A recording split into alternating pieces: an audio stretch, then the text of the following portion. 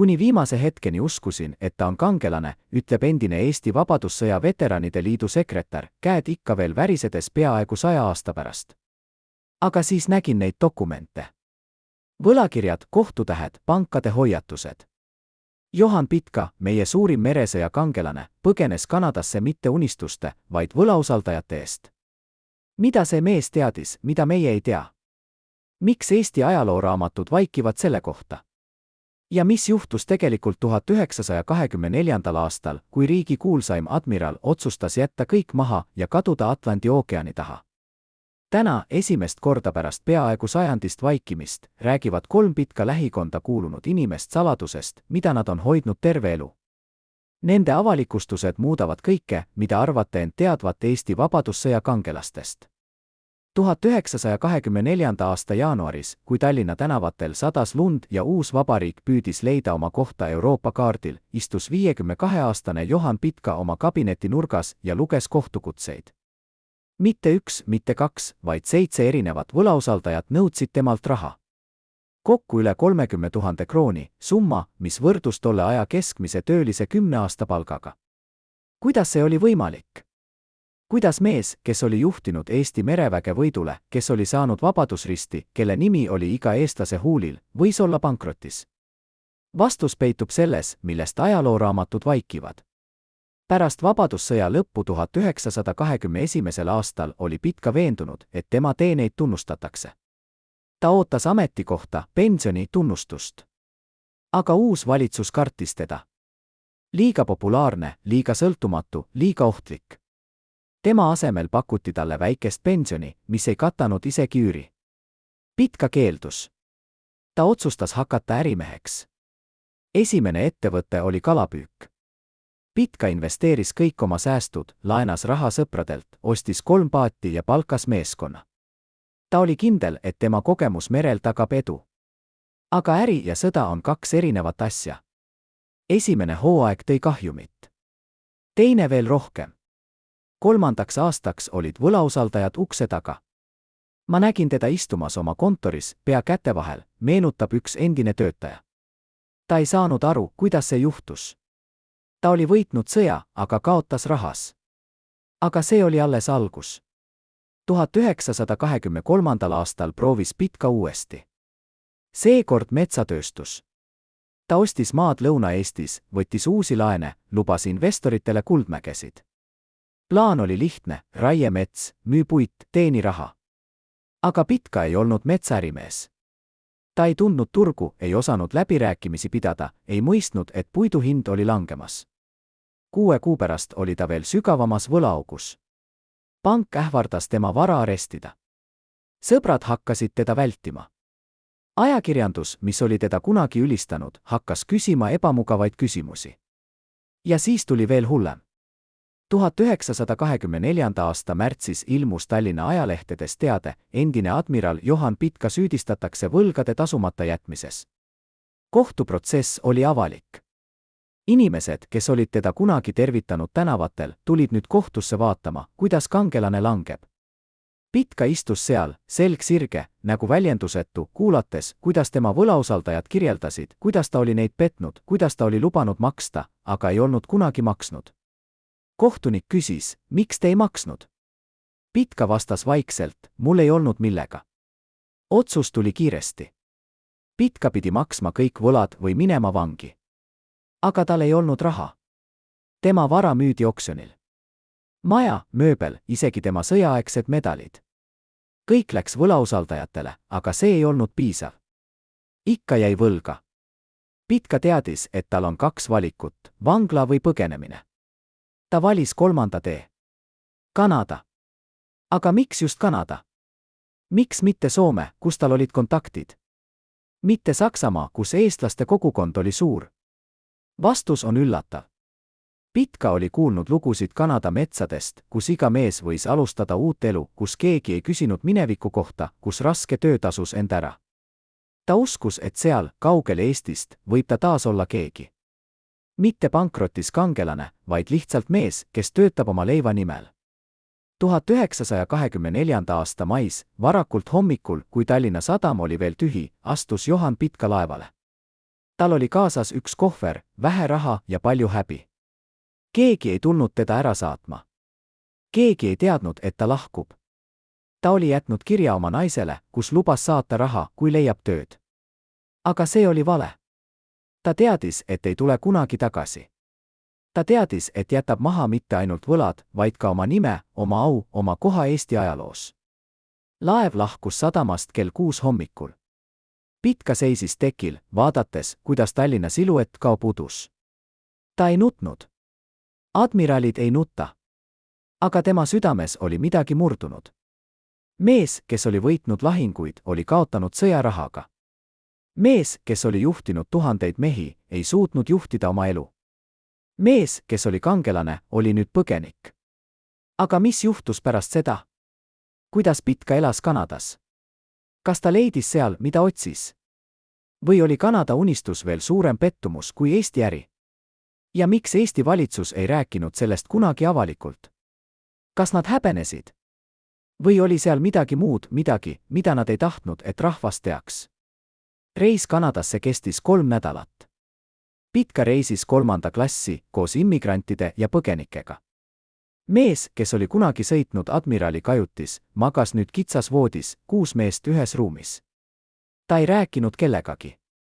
Ta ei tahtnud, et keegi teaks, kes ta on, aga laeval oli üks eestlane, kes tundis teda ära. Ma nägin teda esimesel päeval, räägib see mees oma mälestustes. Ta istus nurgas, vaatas merd, nägu oli nagu kivist. Ma läksin tema juurde, küsisin, kas te olete admiral Pitka? Ta vaatas mulle otsa ja ütles, mina olen Johan. Lihtsalt Johan. Admiral on surnud. See lause ütleb kõik. Pitka oli otsustanud maha jätta mitte ainult Eesti, vaid ka oma identiteedi. Ta ei tahtnud enam olla kangelane. Ta tahtis olla keegi teine. Aga kas saab inimene tõesti muutuda? Kas saab põgeneda oma mineviku eest? Või järgneb minevik alati, ükskõik kui kaugel lähed? Kui laev jõudis Halifaxi sadamasse 1924. aasta juunis, oli Pitka esimene, kes maha astus. Tal oli taskus $20 ja aadress, Põhja-Ontario metsatööliste laager. Keegi oli talle öelnud, et seal võetakse kõiki, kes on valmis tööd tegema. Küsimusi ei esitata. Minevik ei loe. Ainult see, kui palju puid suudad raiuda päevas. Pitka võttis rongi Toronto suunas, sealt veel ühe rongi põhja poole ja lõpuks bussi, mis viis teda sügavale metsadesse. Laager oli väike, umbes 50 meest, enamik neist immigrandid Ida-Euroopast. Poolakad, ukrainlased, venelased. Ja nüüd üks eestlane. Ülevaataja vaatas Pitkat, nägi tema vanust, küsis, kas oled kunagi metsas töötanud. Pitka vastas, ei, aga õpin kiiresti. Ülevaataja naeris, siin pole aega õppida. Kas võtad tööd või mitte? Pitka võttis. Esimene päev metsas oli põrgu. Pitka oli 52 aastat vana, ta ei olnud teinud füüsilist tööd aastaid. Kirves oli raske, puud olid suured, tempo oli kiire. Teised mehed, noored ja tugevad, naersid tema üle. Vaata vana meest, ütles üks poolakas. Ta sureb esimese nädala jooksul. Aga Pitka ei surnud. Ta pigistas hambad kokku ja töötas. Tema käed veristasid, selg valutas, aga ta ei andnud alla. Õhtuks oli ta raiutud vähem puid kui teised, aga ta oli püsti jäänud. Esimene nädal oli kõige raskem. Pitka kaotas 10 kilo. Tema käed olid täis villu. Ta magas nagu surnud, aga iga hommik tõusis ta üles ja läks tagasi metsa. Teised mehed hakkasid teda austama. Mitte sellepärast, et ta oli hea, vaid sellepärast, et ta ei andnud alla. Ta oli kõige aeglasem meist, meenutab üks endine kaastöötaja. Aga ta oli ka kõige visam. Ta ei kurtnud kunagi. Ta lihtsalt töötas. Aga öösel, kui teised mehed magasid, istus Pitka oma voodil ja kirjutas kirju.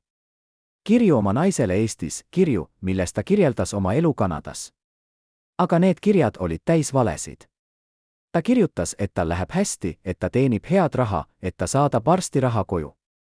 Aga tõde oli teine. Ta teenis vaevalt piisavalt, et maksta oma osa barakis ja osta süüa. Raha koju saatmiseks ei olnud midagi. Aga ta ei saanud kirjutada tõtt. Ta ei saanud tunnistada, et ta oli ebaõnnestunud jälle. Kuud möödusid. Sügis tuli, siis talv. Kanada talv on karm, eriti metsades. Temperatuur langes alla –30 kraadi. Mehed töötasid ikka, aga nüüd oli oht külmuda. Igal nädalal keegi vigastas end. Mõni kaotas sõrme, mõni jala. Üks mees suri, kui puu kukkus tema peale. Pitka nägi seda kõike ja mõistis, see ei ole elu, mida ta oli ette kujutanud. See ei ole unistuste Kanada. See on ellujäämise võitlus. Aga mis oli alternatiiv? Tagasi minna Eestisse. Seista silmitsi võlausaldajatega, häbiga, kohtuga. Ei, see ei olnud võimalik. Pitka oli teinud oma valiku.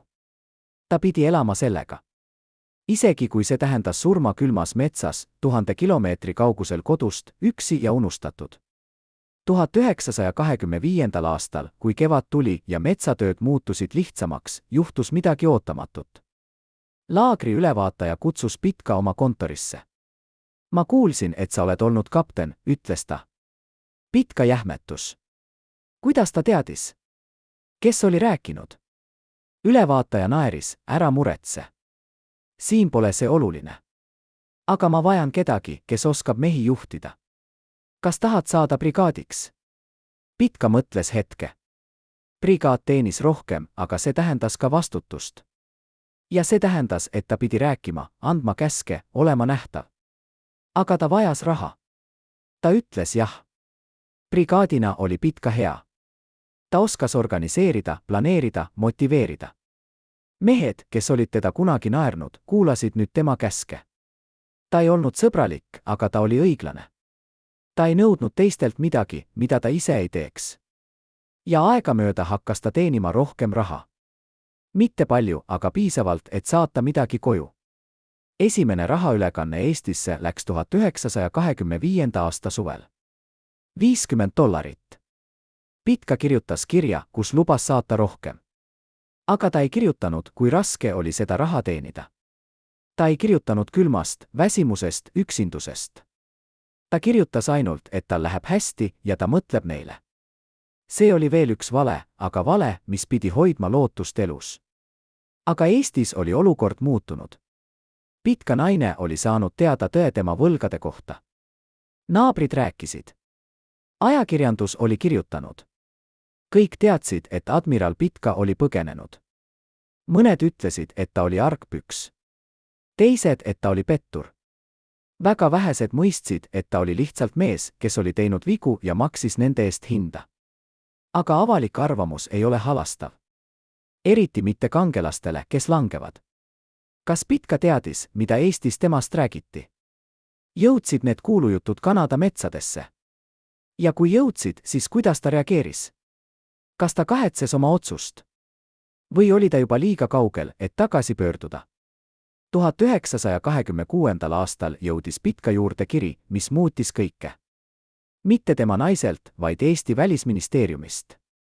Ametlik dokument, külm ja ametlik, mis teatas, teie Eesti kodakondsus on läbivaatamisel seoses võlgade tasumata jätmisega ja riigist lahkumisega ilma nõusolekuta. Pitka luges seda kirja 3 korda, istudes oma väikeses barakitoas, kus sein oli nii õhuke, et ta kuulis naabri norskamist. Kas nad tahtsid talle öelda, et ta ei ole enam eestlane?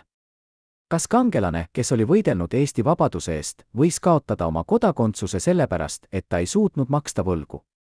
Ja mis kõige hullem, kas keegi Eestis üldse hoolis sellest, mis temast saab? Ta ei vastanud sellele kirjale. Mida ta oleks pidanud kirjutama? Vabandust.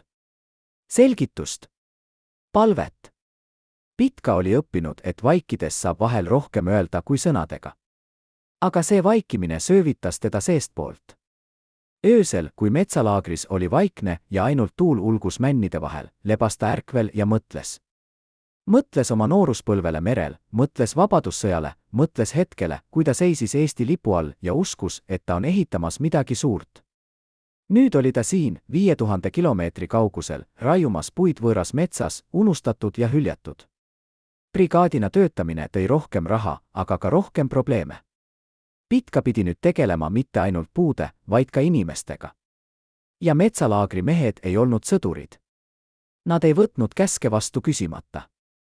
Nad jõid, kaklasid, varastasid üksteiselt. Üks ukrainlane nimega Petro oli eriti raske. Ta tuli tööle purjus, sõimas teisi, ähvardas nuga. Ülevaataja ütles Pitkale, lahenda see probleem või ma leian uue brigaadi. Pitka teadis, mida see tähendas. Ta läks Petro juurde õhtul, kui mees istus barakis ja jõi viina. Homme hommikul oled kaine või lahkud, ütles Pitka vaikselt. Petro naeris, kes sa arvad, et sa oled?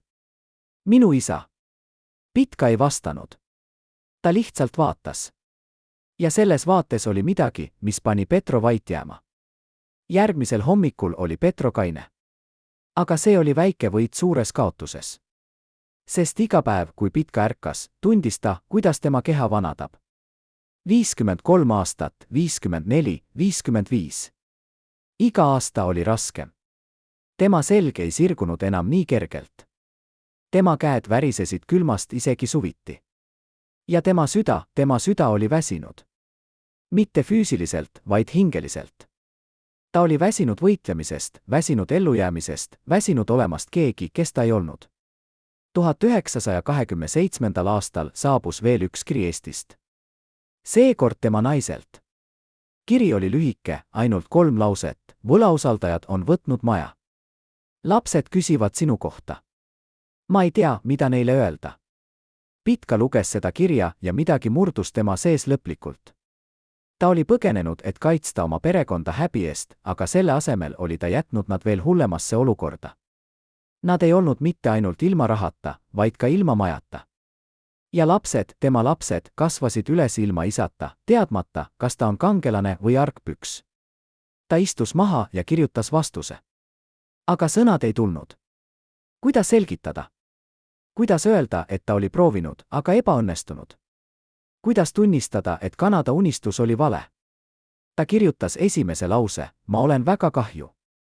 Siis kustutas selle. Kirjutas uuesti, ma teen kõik, et saata rohkem raha. Aga see oli tühi lubadus. Ta teadis, et ta ei suuda. Lõpuks kirjutas ta ainult, ma mõtlen teile iga päev. See oli ainus tõde, mida ta suutis pakkuda. Aga raha saatmine muutus üha raskemaks. 1928. aastal tabas Kanadat majanduskriis. Metsatööstus kahanes. Tellimused vähenesid. Laagrid hakkasid sulgema. Pitka laager püsis veel, aga palgad langesid.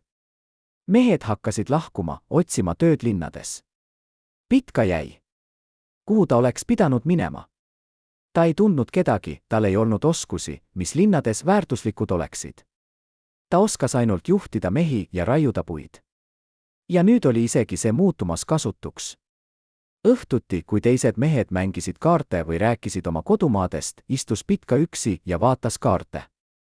Mitte mängukaarte, vaid geograafilisi kaarte.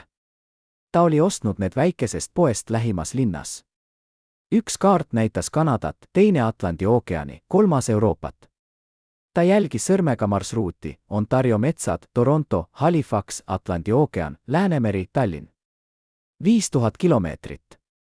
5000 kilomeetrit, mis eraldas teda tema minevikust.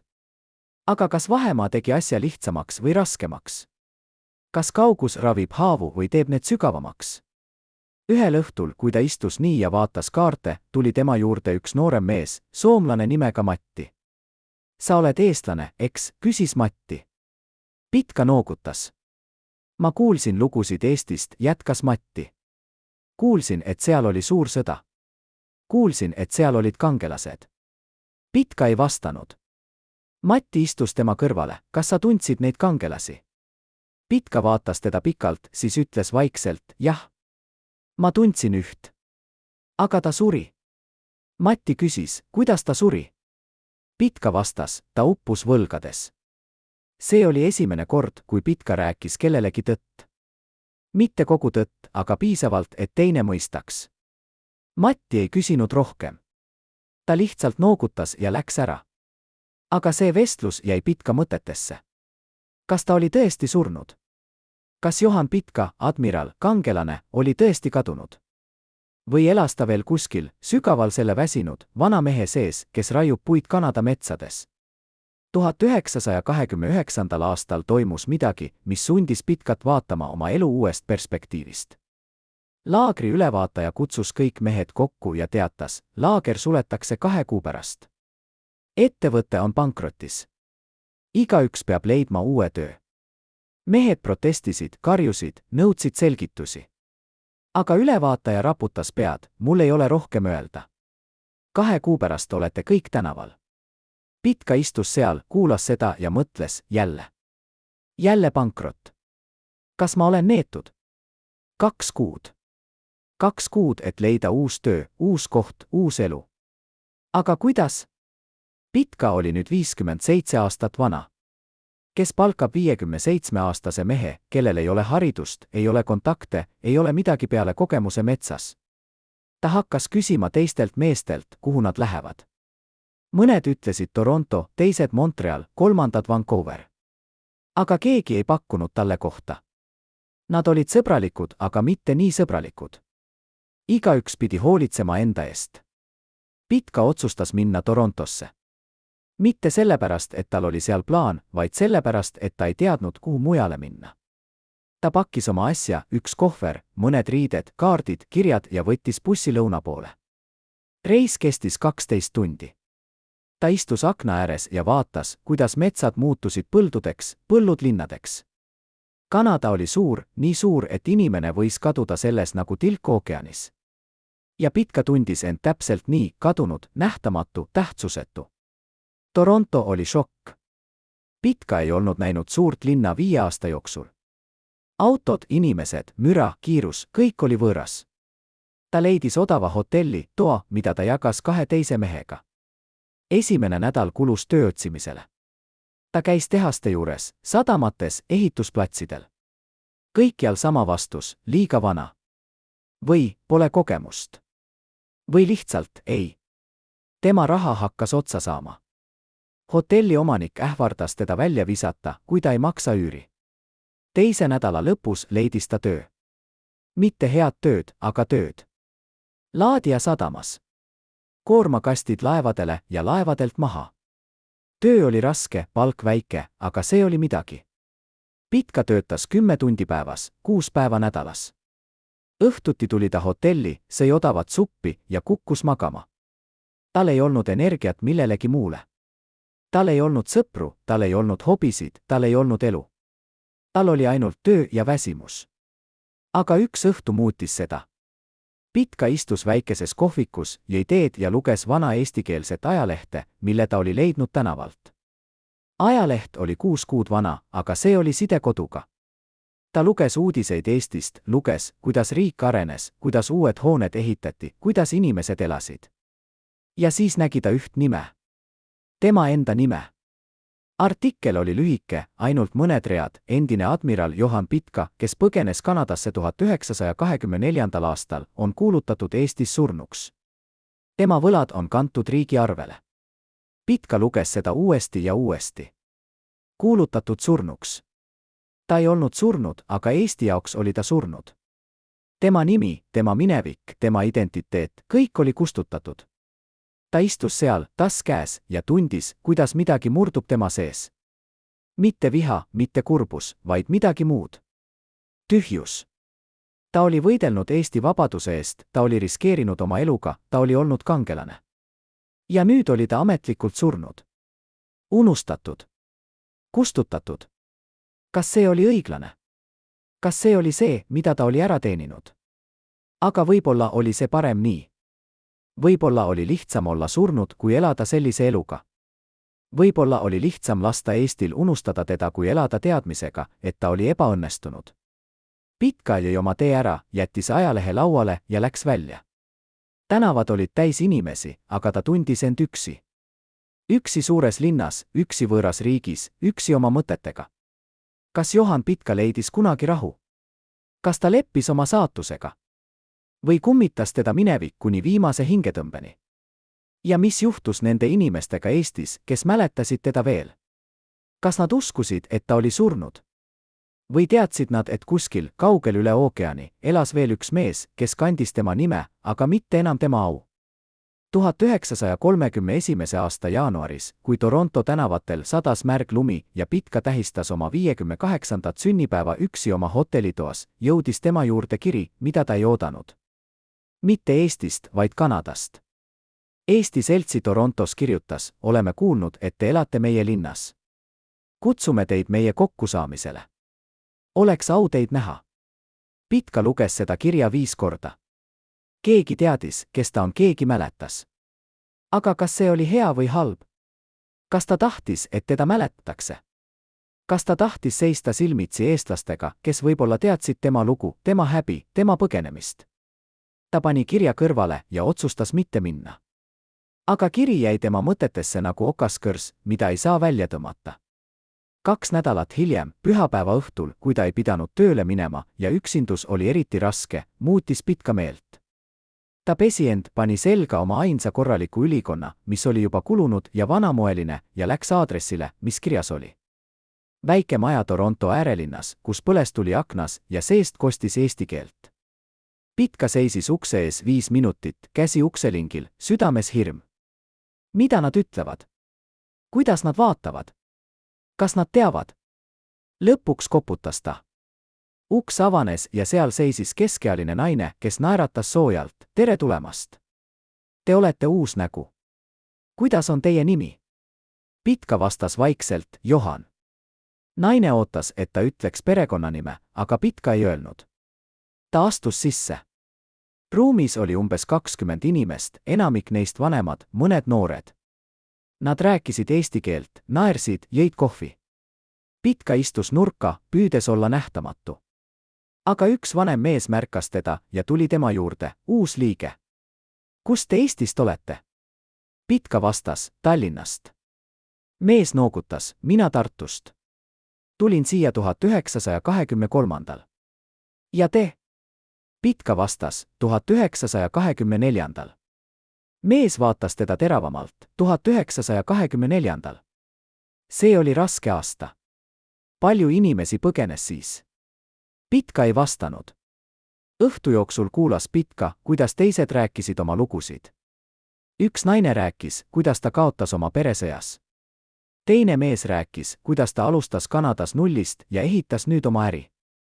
Kolmas rääkis, kuidas ta igatseb Eestit iga päev. Kõik need lood olid täis valu, aga ka lootust. Pitka istus seal ja tundis, et ta ei kuulu siia. Need inimesed olid põgenenud sõja või vaesuse eest. Aga tema? Ta oli põgenenud iseenda eest. Oma vigade eest. Oma häbi eest. Õhtu lõpus, kui inimesed hakkasid lahkuma, tuli see vanem mees jälle tema juurde. Te ei rääkinud palju. Kas kõik on korras? Pitka noogutas: jah. Ma lihtsalt kuulasin. Mees naeratas: hea. Kuulamine on ka oluline. Aga järgmine kord rääkige ka. Meil kõigil on lood. Ja vahel aitab rääkimine. Pitka lubas, et tuleb jälle, aga ta teadis, et see oli vale. Ta ei tulnud enam. Sest see õhtu oli näidanud talle midagi valusat, ta ei olnud osa sellest kogukonnast. Ta ei olnud osa ühestki kogukonnast. Ta oli mees ilma kohata. Aga saatus on imelik asi. 2 kuud hiljem, kui Pitka töötas sadamas ja kandis rasket kasti, kukkus ta. Kast kukkus tema peale, vigastas tema jalga. Valu oli kohutav. Kaastöölised viisid ta haiglasse. Arst ütles: jalg on murtud. Te ei saa töötada vähemalt 3 kuud. 3 kuud ilma tööta. 3 kuud ilma palgata. Pitka küsis: mis ma pean tegema? Arst raputas õlgu: puhake. Jalg vajab aega. Aga kuidas puhata, kui sul ei ole raha? Kuidas elada, kui sul ei ole sissetulekut? Hotelli omanik oli halastamatu: kui te ei saa maksta, peate lahkuma. Pitka palus aega, aga omanik raputas pead: mul on äri. Ma ei saa oodata. Nädal hiljem oli Pitka tänaval. Murtud jalaga, 1 kohvriga, ilma rahata. Ta istus pargipingil ja mõtles, kas see on lõpp? Kas ma suren siin, võõras linnas, üksi ja unustatud? Aga siis mäletas ta seda kirja. Eesti Selts. Nad olid kutsunud teda. Võib-olla nad aitaksid. Ta lonkas nende majja. Tee võttis 2 tundi, sest jalg valutas iga sammuga. Kui ta jõudis kohale, oli ta higine ja väsinud. Ta koputas ust. Sama naine avanes, oh teie. Me ei näinud teid enam. Kas kõik on korras? Pitka ei suutnud enam valetada. Ta ütles, ei. Mul on vaja abi. Naine vaatas tema murtud jalga, tema väsinud nägu, tema kohvrit. Ta ei küsinud küsimusi. Ta ütles lihtsalt, tulge sisse. Eesti selts aitas teda. Nad leidsid talle väikese toa, kus ta võis elada tasuta, kuni jalg paraneb. Nad tõid talle süüa. Nad külastasid teda. Ja aegamööda hakkas Pitka rääkima. Mitte kogu lugu, aga osi sellest. Ta rääkis metsatööst, rääkis üksindusest, rääkis igatsusest. Aga ta ei rääkinud oma minevikust Eestis. Ta ei rääkinud, kes ta oli. Ja keegi ei küsinud. Sest Kanadas oli reegel, minevik jääb minevikku. Oluline on see, kes sa oled praegu. 3 kuud möödus. Pitka jalg paranes. Ta leidis uue töö, seekord väiksemas tehases, kus töö oli kergem. Palk oli väiksem, aga piisav. Ta hakkas käima Eesti seltsi kokkusaamistel regulaarselt. Ta ei olnud enam nii vaikne. Ta rääkis, naeris, kuulas. Ta leidis midagi, mida ta oli kaotanud, kogukonna. Mitte perekonna, mitte sõpru, aga inimesi, kes mõistsid, mida tähendab olla võõras maal. Aga ühel õhtul 1932. aastal juhtus midagi, mis purustus selle rahu. Eesti selts sai uue liikme, noor mees nimega Karl, kes oli just Eestist saabunud. Karl oli energiline, rääkis palju, jagas uudiseid kodust. Ja ühel õhtul, kui kõik istusid koos, ütles Karl, kas te teate, et Eestis räägitakse jälle Johan Pitkast? Mõned ütlevad, et ta ei ole surnud, et ta elab Kanadas. Aga keegi ei tea kindlalt. Ruum vaikis. Pitka istus nurgas, süda pekslemas. Karl jätkas, mina arvan, et ta on surnud. Mees nagu tema ei oleks võinud kaduda lihtsalt nii. Ta oli kangelane. Pitka tundis, kuidas kõik vaatavad teda. Mitte otse, aga kõrvalt.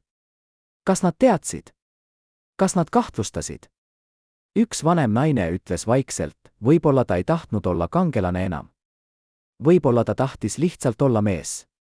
Karl naeris, aga kuidas saab kangelane lõpetada olemast kangelane? See on nagu öelda, et päike lõpetab paistmast. Pitka ei suutnud enam kuulata. Ta tõusis ja läks välja. Keegi ei järgnenud talle. Väljas, külmas õhus, seisis Pitka ja hingas sügavalt. Kas ta pidi ütlema tõde? Kas ta pidi tunnistama, kes ta on? Aga mis siis juhtuks? Kas nad austaksid teda? Või hülgaksid? Kas nad mõistaksid, miks ta põgenes? Või mõistaksid nad teda hukka? Pitka ei teadnud. Ja see teadmatus oli hullem kui ükskõik milline vastus. Järgmisel nädalal ei läinud ta Eesti seltsi kokkusaamisele. Ega järgmisel. Ta hakkas jälle eemalduma, taanduma oma kesta. Aga üks inimene ei lasknud tal kaduda. See vanem naine, kes oli öelnud, et võib-olla kangelane tahtis lihtsalt olla mees. Ta tuli tema juurde koju, tõi suppi, istus tema kõrvale ja ütles, ma tean, kes te olete. Pitka jähmetus. Naine jätkas, ma tundsin teid ära esimesel õhtul. Ma nägin teid kord Tallinnas 1921. aastal, kui te kõndisite tänaval pärast võitu. Kogu linn tervitas teid. Ma olin seal. Pitka ei teadnud, mida öelda. Naine naeratas kurvalt, te ei pea kartma. Ma ei ütle kellelegi.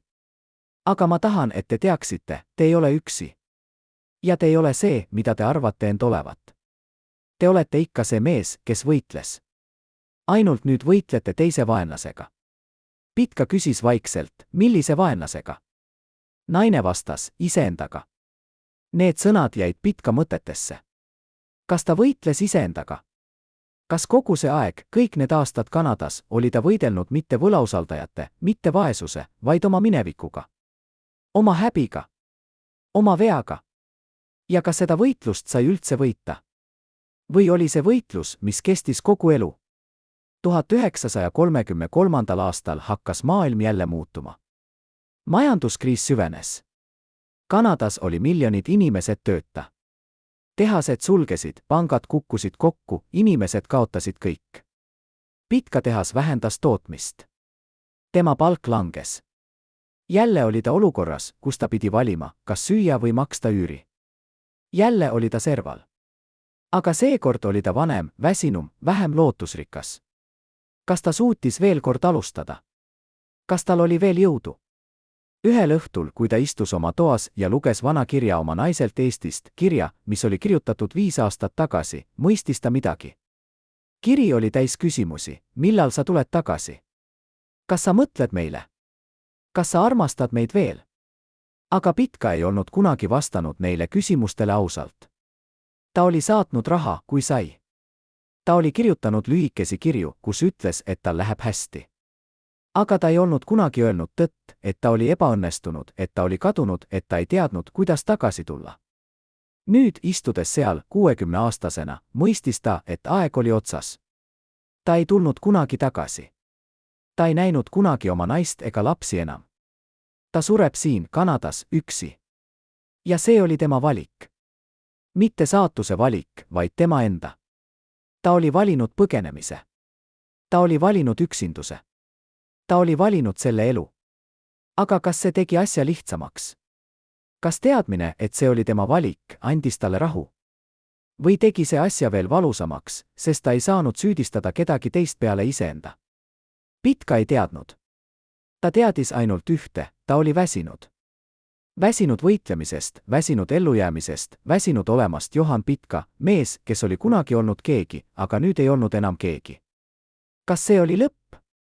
Kas see oli kõik, mis temast sai? Kangelane, kes muutus põgenikuks, kes muutus töölisteks, kes muutus mitte kellegiks. Või oli seal veel midagi? Veel üks peatükk, veel üks võimalus, veel üks šanss tõestada, et ta oli rohkem kui oma vead. Aeg näitab. Aga aeg oli juba peaaegu otsas.